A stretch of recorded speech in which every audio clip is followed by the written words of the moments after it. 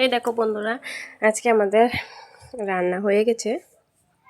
তো এই দেখো, আজকে এখানে রান্না হয়েছে ছোলার ডাল দিয়ে মাছের মাথা দিয়ে।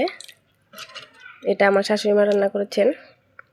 তারপর এখানে আছে শাক রসুন সম্পাদ দিয়ে শাক হয়েছে।